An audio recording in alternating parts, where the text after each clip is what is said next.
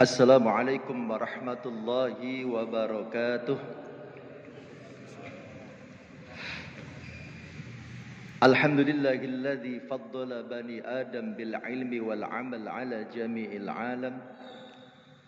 Wassalatu wassalamu ala Muhammadin sayyidil arabi wal ajam wa ala alihi wa sahbihi ya nabi'il ulumi wal hikam. Amma ba'd. Bapak-bapak, ibu-ibu, jamaah salat maghrib yang dirahmati Allah Subhanahu wa taala. Sebelum kita memulai kajian ini, mari kita buka terlebih dahulu majelis kita dengan bersama-sama membaca basmalah. Bismillahirrahmanirrahim. Bapak Ibu jamaah sekalian dirahmati Allah Subhanahu wa taala, kita akan kembali melanjutkan kajian kitab karya Hadratus Syekh Hasyim Asy'ari. Salah satu dari karya beliau yaitu Adabul Alim wal Muta'allim. Adab, etika, tata krama seorang guru atau seorang ustadz dan juga murid. Etika guru dan murid, gampangannya begitu. Dan kita masih baru sampai muqaddimah ya. Masih membahas atau membacakan kata pengantar dari kitab ini ya. Kata pengantar dari beliau ya, Hadratus Syekh ya. Dan di dalam kata pengantar ini beliau banyak mengutip makalah ulama, kalimat-kalimat bijak dari para ulama terkait dengan betapa pentingnya adab, etika, moral, akhlak. Di antaranya di dalam kata pengantar ini, beliau mengutip salah satu perkataan dari Imam Hasan Al-Basri. Seperti biasa kita baca kitabnya, bahasa Arabnya, kita terjemahkan dan kita bahas isinya. Wa'an Al-Hasani Al-Basri, dari Hasan Al-Basri radhiyallahu anhu, semoga Allah meridhai beliau. Qala Hasan Al-Basri berkata, in kana ar-rajulu la yakhruju fi adabi nafsihi as-sinina thumma as-sinina. Bahwasanya seorang laki-laki hendaklah menempa dirinya terkait dengan adab, terkait dengan akhlak, etika, moral, as-sinina, bertahun-tahun, thumma as-sinina, kemudian bertahun-tahun. Artinya di dalam menempa diri kita terkait dengan adab, akhlak, etika dan moral, itu hendaknya kita lakukan terus-menerus. Tidak cukup hanya dalam waktu yang sebentar. Sebelum kita lanjutkan, saya ingin mengutip definisi adab atau akhlak yang disampaikan oleh Imam Ghazali di dalam kitab beliau yang fenomenal, Ihya Ulumuddin. Kata Imam Ghazali, yang namanya akhlak itu al-khuluqu ibaratun an hayatin fin nafsi rasikhatun anha tasduru al-infi'alu bisuhulatin wa yusrin min ghairi hajatin ila fikrin wa ru'yatin. Kata Imam Ghazali, yang namanya akhlak, perangai, etika, moral, adab adalah satu perangai, watak, tabiat yang menetap kuat di dalam jiwa seseorang. Akhlak itu sesuatu yang menetap kuat di dalam jiwa seseorang. dan merupakan sumber timbulnya perbuatan-perbuatan tertentu dari dirinya secara mudah dan ringan, tanpa perlu dipikirkan, tanpa perlu direncanakan sebelumnya. Itu namanya akhlak. Jadi sesuatu yang betul-betul keluar dari dalam hati, sesuatu yang natural, alamiah, sesuatu yang tidak dibuat-buat.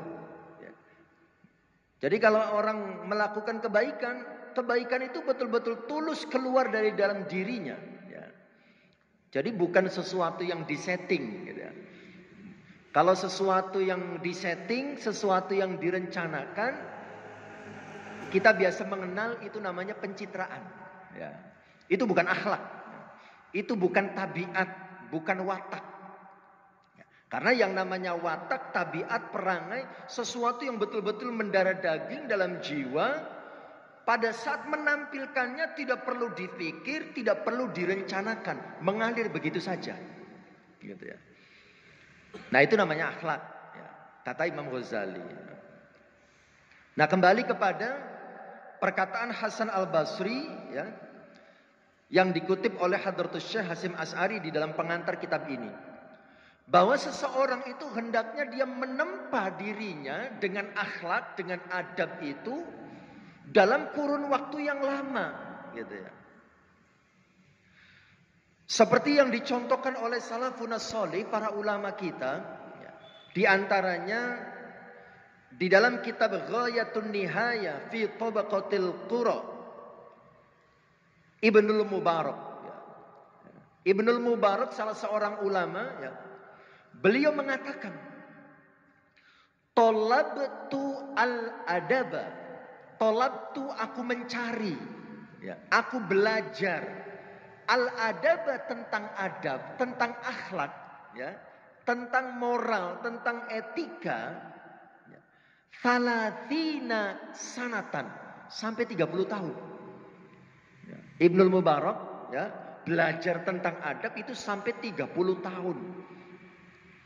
Wa talabtu al-ilma 20 sanatan. Dan aku mencari ilmu, belajar ilmu itu 20 tahun. Jadi lebih banyak belajar adabnya daripada belajar ilmunya, gitu ya. Kemudian beliau mengatakan, wa kanu yatlubuna al-adaba qabla al-ilmi. Dan para ulama zaman dahulu, gitu ya, mereka mencari adab, mencari akhlak sebelum mencari ilmu. Seperti kita mungkin sering mendengar pesannya ibunya Imam Malik, kepada Imam Malik pada saat beliau mau mengaji, nuntut ilmu kepada seorang ulama. Ibunya berpesan, pelajari dulu akhlaknya sebelum pelajari ilmunya. Pelajari dulu akhlaknya sebelum pelajari ilmunya.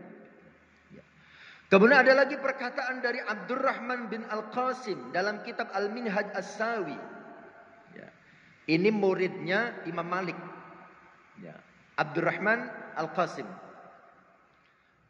Beliau mengatakan, khadimtu al-imama Malikan. Saya mengabdi, menjadi khadim, kepada Imam Malik. Seperti kita kalau di pesantren itu kan ada yang menjadi khadimnya kiai, gitu ya. Bantu kiai di rumah. Ada yang bagiannya ngurusi sawahnya, ada yang bagiannya menyediakan air ketika ada tamu. Itu ndalem istilahnya kalau di pondok itu, ndalem. Pembantunya kiai, itu santri yang melakukan. Nah, Abdurrahman bin Al-Qasim mengatakan, khadimtu al-imama Malikan radhiyallahu an 20 sanatan. Beliau menjadi khadim, membantu Imam Malik selama 20 tahun. Fakana minha sintani fil ilmi wa 18 sanatan fi ta'allumil adab.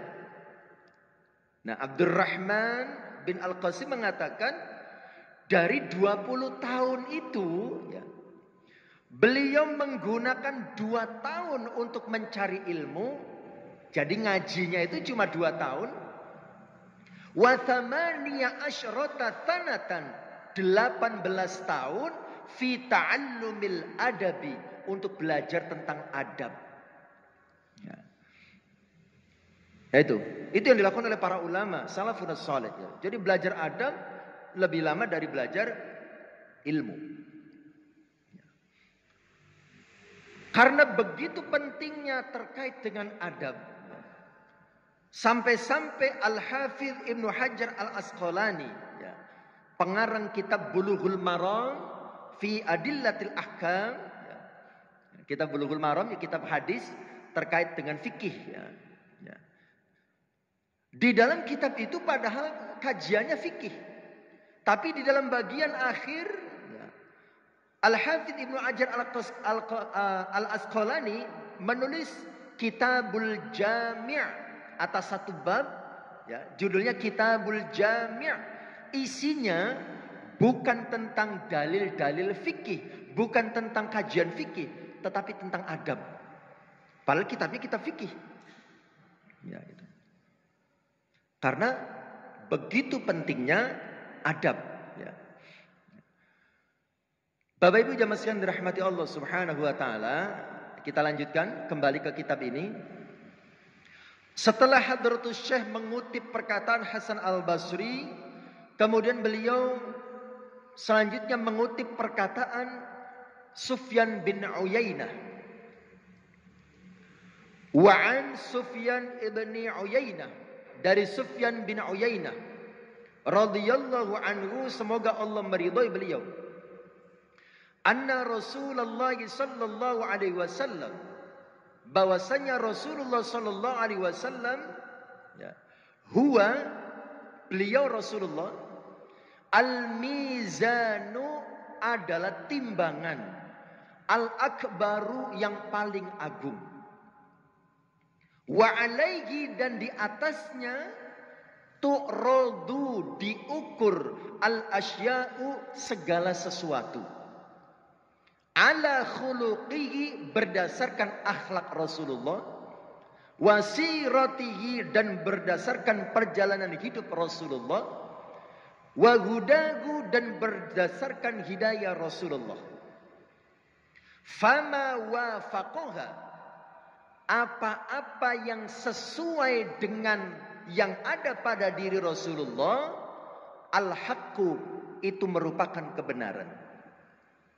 Wa ma khalafaha, dan apa-apa yang bertentangan, tidak sesuai dengan apa yang ada pada diri Rasulullah, fahuwa, maka sesuatu itu al-batil, kebatilan.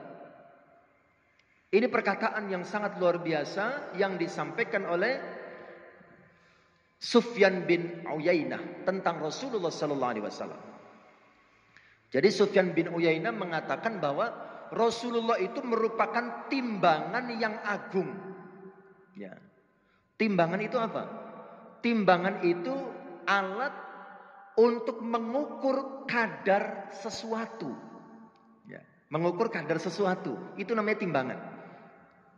Nah, kita sebagai orang Islam, ya, pada saat kita ingin mengukur kadar keislaman kita, sudah benar atau belum, sudah sesuai atau belum, ya, maka kita harus mengukurnya dengan apa yang ada pada diri Rasulullah sallallahu alaihi wasallam. Ya. Apakah timbangan terkait dengan kebaikan itu hanya Rasulullah? Tentu saja tidak. Ya. Artinya di sekitar kita pun, ya, banyak orang yang bisa kita jadikan sebagai timbangan. Ya. Di antaranya semuanya para ulama, ya. Ya. Atau bahkan orang biasa, ya, tetapi dia memiliki sesuatu yang istimewa. Seumpama ada orang sebetulnya ilmunya biasa saja, tapi dia memiliki perilaku yang sangat baik, akhlaknya sangat baik, ibadahnya juga sangat luar biasa. Nah, itu kan bisa menjadi inspirasi bagi kita. Ya. Makanya Rasulullah sallallahu alaihi wasallam bersabda, "Al-mu'minu mir'atun li akhihi." Orang yang beriman itu dia bisa menjadi cermin untuk saudaranya. Ya. Artinya, ya, kita yang masih memiliki kekurangan, ya, bisa melihat, bisa meniru kelebihan yang ada pada saudara kita.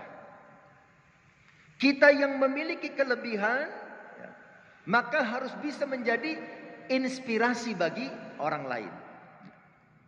Tetapi Bapak Ibu yang dirahmati Allah, di atas semuanya itu, timbangan yang paling utama adalah baginda Rasul Muhammad sallallahu alaihi wasallam. Kita mengukur diri kita kepada Rasul berdasarkan apa?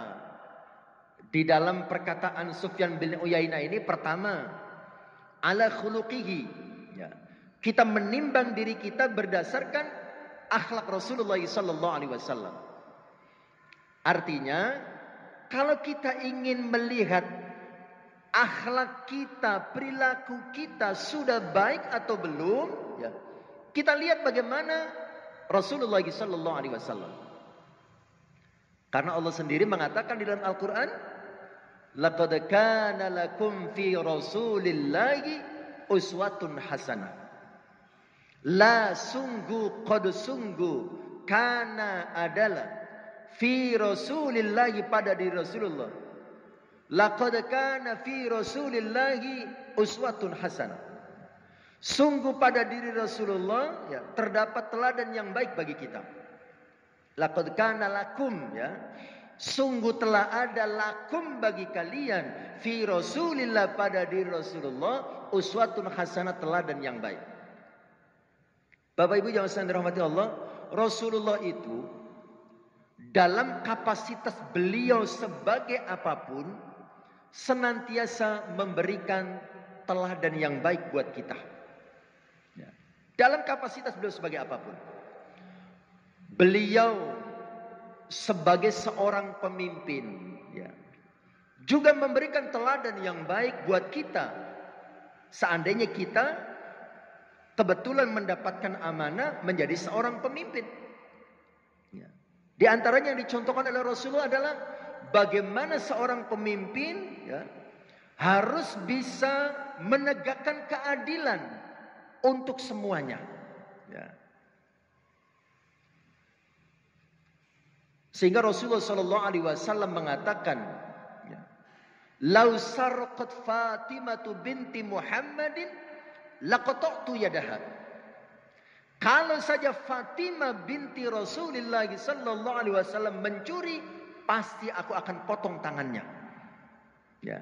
Jadi ada istilahnya, ada kesamaan derajat di depan hukum siapapun, kan gitu. Ini contoh, ya, yang diteladankan oleh Rasulullah sebagai seorang pemimpin. Rasulullah sebagai seorang suami, sebagai seorang kepala rumah tangga juga memberikan contoh dan teladan yang baik buat kita. Kita para laki-laki sebagai seorang kepala rumah tangga, sebagai seorang suami, sebagai seorang ayah, kita ingin tahu kita ini sudah betul atau belum sebagai seorang suami. Kita lihat bagaimana akhlak Rasulullah sallallahu alaihi wasallam sebagai seorang suami. Pernah orang Arab, para wanita Arab ketika Rasulullah sallallahu alaihi wasallam sudah meninggal, datang menemui Siti Aisyah. Mereka bertanya kepada Siti Aisyah, "Tolong Aisyah, ceritakan kepada kami bagaimana akhlak Rasulullah sallallahu alaihi wasallam sebagai seorang suami ketika beliau berada di rumah." Awalnya Siti Aisyah hanya mengatakan, "Kana kullu amrihi ajaba." Sungguh yang ada pada diri Rasulullah semuanya mengagumkan. Awalnya cuma seperti itu Siti Aisyah menjelaskan. Tetapi para wanita Arab kembali mengejar, "Tolong berikan contohnya seperti apa akhlak Rasulullah sebagai seorang suami ketika beliau di rumah." Nah, ini kabar baik, kabar gembira untuk para ibu. Dan menjadi perhatian bagi kita para suami, kan gitu ya. Siti Aisyah menceritakan di antaranya bahwasanya Rasulullah sallallahu alaihi wasallam ketika beliau di rumah, beliau membantu pekerjaan istrinya. Ngoten Bu ya? Rasulullah mencuci, Rasulullah menyapu, Rasulullah memasak, Rasulullah memerah sendiri susu kambing atau susu sapi gitu ya. Rasulullah menjahit sendiri pakaiannya. Kira-kira bapak-bapak di sini sudah begitu Bu ya? Sudah mencontoh Rasulullah ya? Ya. Nah, itulah yang dicontoh oleh Rasulullah sallallahu alaihi wasallam, kan begitu ya. Makanya sampai-sampai para ulama ada yang mengatakan pekerjaan domestik, pekerjaan rumah tangga itu kewajiban suami. Ya. Ada ulama yang berpendapat begitu. Kewajiban suami, bukan kewajiban istri. Nah, begitu ya. Tetapi ibu-ibu yang dirahmati Allah, ya, Rasulullah juga bersabda, di antara ciri wanita solehah itu ada 3. Salah satunya apa? Ya. Idza amartaha atau atka. Ketika suami menyuruhnya, maka dia harus taat. Ya. Pekerjaan rumah memang pekerjaan suami. Tapi ketika suami mengatakan, Bu, jenengan kan tahu sendiri, Bapak itu kan sudah sibuk bekerja dari pagi sampai malam. Bapak minta tolong ibu yang mencuci, tolong ibu yang memasak, tolong ibu yang mengerjakan pekerjaan rumah tangga. Kira-kira wanita solehah jawabnya bagaimana Bu? Sami'na wa ato'na. Gitu. Ujung-ujungnya ibu-ibu juga yang mengerjakan, kan begitu ya. Ya. Bapak Ibu jamaah sekalian dirahmati Allah Subhanahu wa taala. Kembali ke masalah utamanya. Jadi Rasulullah sallallahu alaihi wasallam adalah sebagai timbangan paling agung untuk mengukur diri kita sudah baik atau belum. Kemudian yang berikutnya wasiratihi. Ya, kita menimbang diri kita dengan Rasulullah berdasarkan sirah beliau, perjalanan hidup beliau. Artinya perjalanan hidup kita ini kan perjalanan yang lama. Rasulullah Shallallahu Alaihi Wasallam sebagai manusia biasa dalam proses perjalanan hidupnya juga tidak jauh berbeda dengan kita. Artinya kita pernah menghadapi masalah, Rasulullah juga pernah menghadapi masalah. Tetapi yang paling penting di dalam perkataan Sufyan bin Uyainah di sini adalah bagaimana kita meniru Rasulullah sallallahu alaihi wasallam pada saat beliau menyelesaikan masalah. Ya. Bagaimana Rasulullah sallallahu alaihi wasallam ketika menghadapi masalah? Contoh, ada satu perkataan sahabat yang mengatakan idza hazabahul amru fasalla. Rasulullah itu kalau beliau menghadapi masalah yang sangat besar, pertama kali yang dilakukan oleh Rasul adalah sholat. Beliau sholat. Jadi kalau pusing banyak masalah, beliau sholat. Kalau kita di sini biasanya kalau lagi pusing langsung ngambil kunci, keluar rumah, nyangkrut di warung kopi, kan begitu ya. Ya. Atau main ke rumah teman, gitu ya. Curhat ke temannya dan seterusnya. Nah, padahal Rasulullah SAW ketika beliau menghadapi masa yang sangat besar, beliau sholat. Ya. Makanya beliau mengatakan kepada sahabat Bilal, ya Bilal arihna bis sholat, gitu ya. Hiburlah kami dengan sholat. Jadi hiburan kita orang yang beriman itu ya, ketika menghadapi masalah kita hibur diri kita dengan sholat, gitu ya. Nah itu contoh ya. Jadi kita menimbang apa yang ada pada diri kita berdasarkan sirah perjalanan hidup Rasulullah. Salah satunya adalah kalau kita menghadapi masalah yang dicontohkan oleh Rasul adalah sholat. Ya. Langsung mengadu kepada Allah Subhanahu Wa Taala. Wahudahu. Kemudian ketika kita menimbang diri kita dengan Rasulullah SAW juga berdasarkan hidayah beliau, petunjuk beliau. Dalam penjelasannya para ulama mengatakan hidayah di sini yang dimaksud adalah dalam masalah iman, dalam masalah ketaatan, dalam masalah ibadah kita kepada Allah Subhanahu wa taala. Ya. Kita lihat bagaimana ya semangat Rasulullah sallallahu alaihi wasallam di dalam beribadah kepada Allah Subhanahu wa taala. Ya. Nah, kita perlu meniru beliau. Ya.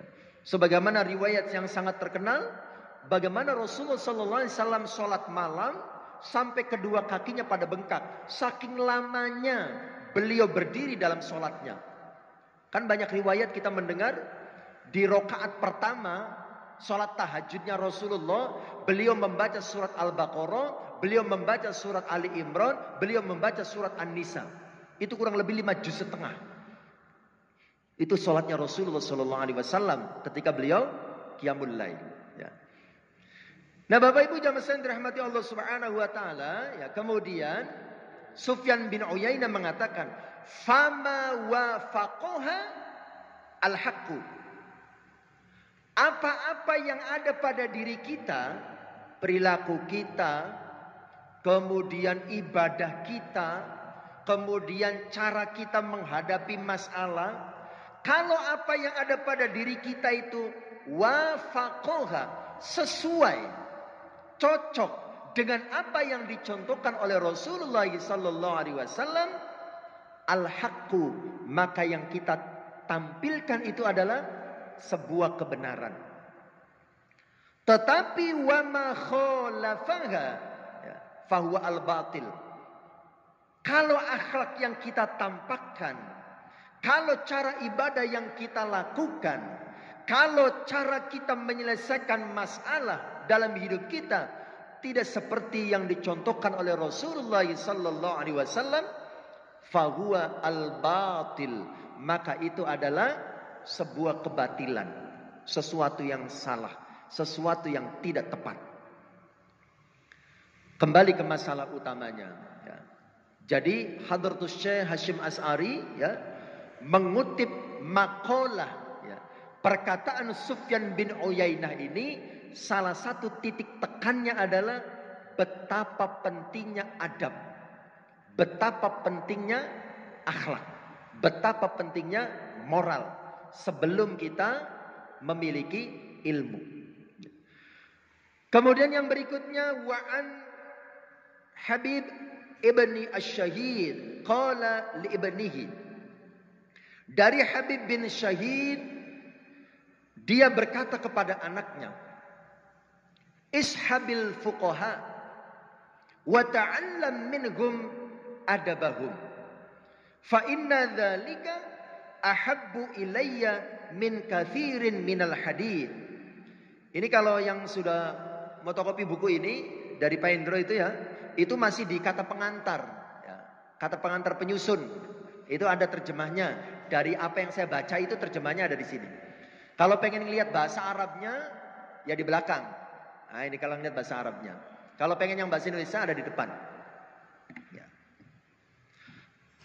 Tapi dalam penerjemahannya kadang-kadang apa yang saya pahami dengan apa yang diterjemahkan oleh tim penerjemah ini kadang-kadang ada yang berbeda redaksinya. Tapi mungkin maksudnya sama.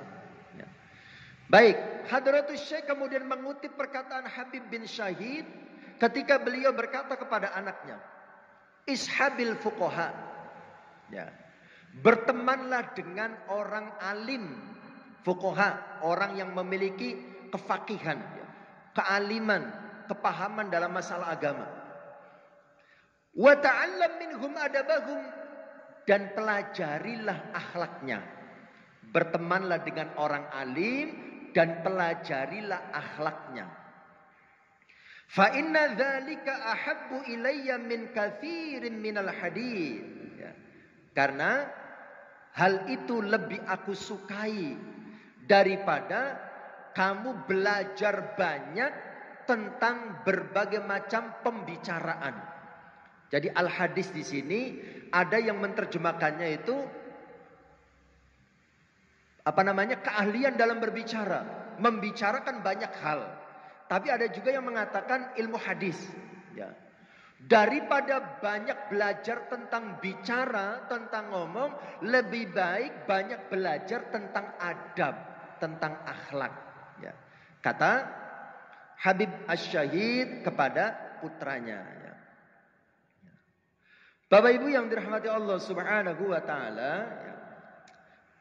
Kemudian yang berikutnya waqala Ruwaimun radhiyallahu anhu. Hadratus Syekh kembali mengutip perkataan seorang ulama, yaitu Ruwaimun. Ini nama seorang ulama. Ya. Radhiyallahu anhu, semoga Allah meridhai beliau. Imam Ruwaimun juga berpesan kepada anaknya. Ya bunayya, wahai anakku, ij'al ilmaka milhan. Ij'al, jadikanlah, ilmaka, ilmumu, milhan, seperti halnya garam. Wa adabaka, dan jadikanlah adabmu, daqiqan, seperti tepung. Saya lihat di referensi kitab yang lain, itu ada yang mengatakan bahwa kata-kata ini juga merupakan nasihat dari Imam Malik, ya, kepada Imam Syafi'i. Ya. Nasihat Imam Malik kepada Imam Syafi'i. Jadikanlah ilmumu seperti garam, dan jadikanlah adabmu seperti tepung. Maksudnya apa? Kita lihat, kita perhatikan. Pada saat kita bikin kue, ya, antara komposisi tepung dengan komposisi garam, itu banyakan mana? Tepung dan garam kalau kita bikin kue. Banyakan tepungnya, kan begitu ya? Tepungnya bisa 1/2 kilo atau 10 on gitu ya. Garam paling 1-2 sendok. Artinya apa? Ya. Artinya bahwa adab itu harus ditampilkan lebih banyak daripada ilmunya. Ya. Orang banyak ilmunya tapi tidak banyak adabnya, tidak baik adabnya, ya, maka itu dikategorikan tidak baik. Ya. Kenapa? Karena bisa dikatakan adab atau akhlak itu adalah buah dari ilmu. Ya. Buah dari ilmu itu kan amal dan akhlak, gitu ya. Makanya para ulama banyak berpesan tentang bagaimana kita menampilkan adab atau akhlak yang baik. Bapak Ibu jamaah sekalian dirahmati Allah Subhanahu wa taala. Kemudian yang berikutnya waqala Ibnul Mubarak radhiyallahu anhu. Ibnul Mubarak, semoga Allah meridhai beliau, beliau berkata, nahnu, kita, ila qalilin minal adabi, terhadap sedikitnya adab, ya, ahwaju, lebih membutuhkan, minna, daripada kita, ila kathirin minal ilm, daripada banyaknya ilmu. Kita itu lebih membutuhkan sedikitnya adab daripada banyaknya ilmu. Maksudnya apa?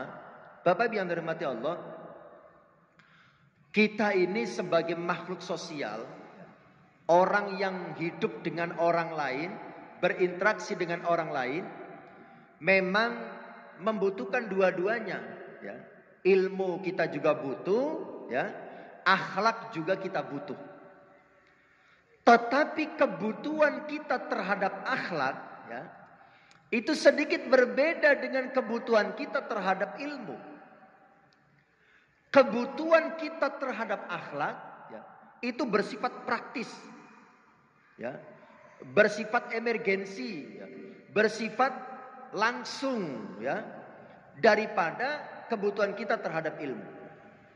Contoh, ketika kita bertetangga, ya, seumpama orang baru seperti saya kan gitu ya, perantauan, datang ke satu tempat kemudian tinggal di situ, maka yang pertama dilihat oleh orang adalah bagaimana akhlak saya, bagaimana perilaku saya, ya.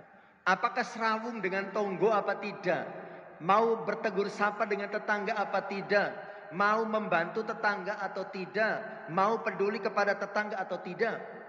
Itu yang pertama kali diperhatikan dan dilihat. Orang tidak peduli siapa saya profesor, saya dosen, saya orang alim atau apapun, tidak terlalu dipedulikan. Tapi yang pertama dilihat adalah bagaimana akhlaknya. Makanya ya, Ibnul Mubarak mengatakan ya, kebutuhan kita terhadap akhlak ya, itu melebihi kebutuhan kita terhadap ilmu ya. Bapak Ibu jemaah sekalian dirahmati Allah ya. Dua-duanya memang dibutuhkan. Karena dengan akhlak membuat hidup kita menjadi indah ya. Dalam bermasyarakat kalau orang akhlaknya baik semua ya, hidup menjadi tenang, hidup menjadi tentram gitu ya. Tapi ilmu juga penting ya. Karena dengan adanya ilmu ya, taraf kehidupan kita bisa menjadi meningkat. Peradaban manusia menjadi lebih baik gitu ya. Tetapi ya, kalau ilmu itu tidak didasari dengan akhlak ya, maka ilmu itu bisa mendatangkan bahaya ya, bukan malah mendatangkan kebaikan.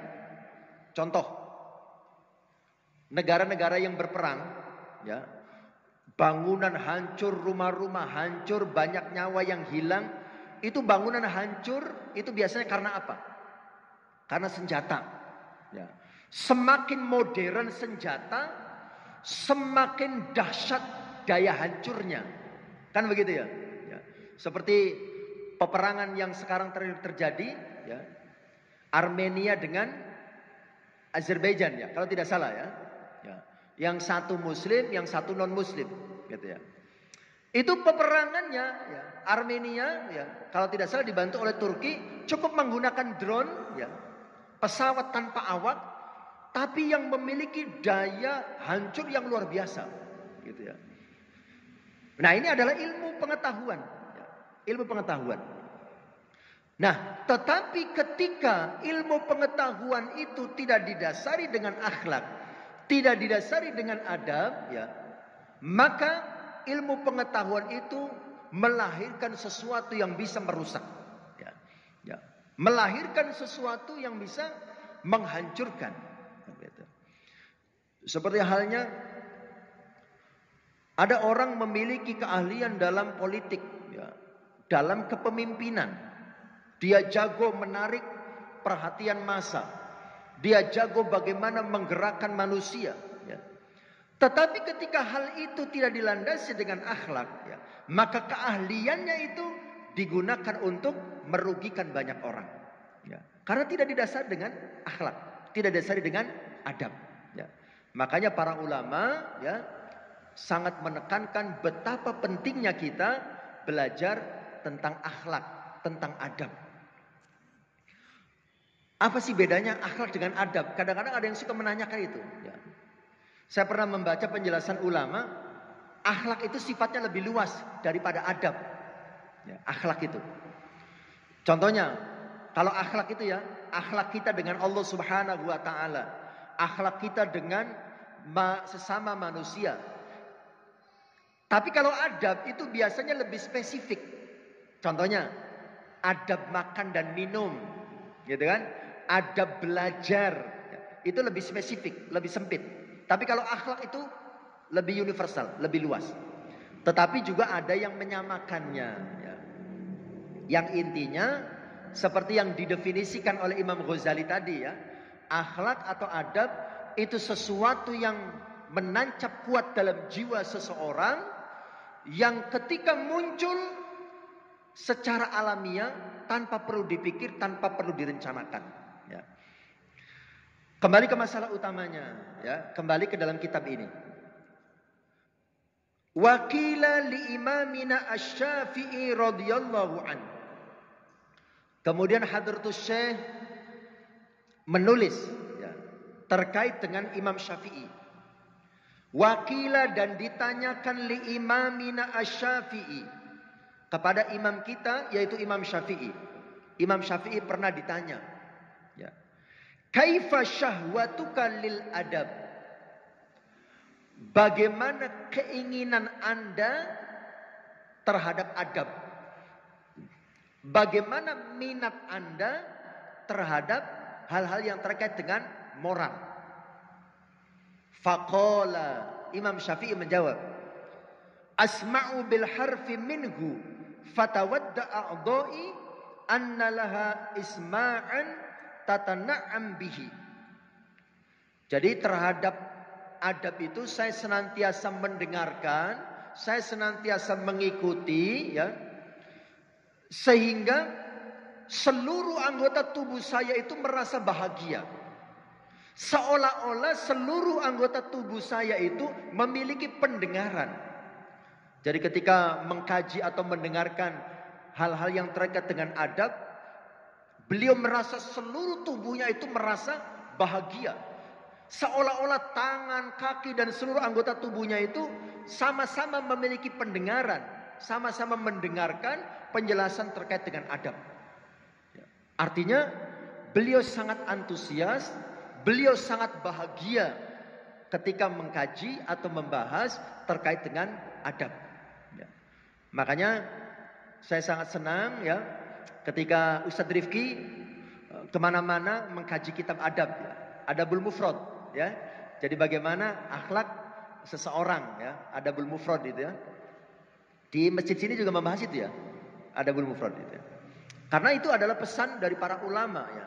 Karena betapa pentingnya adab.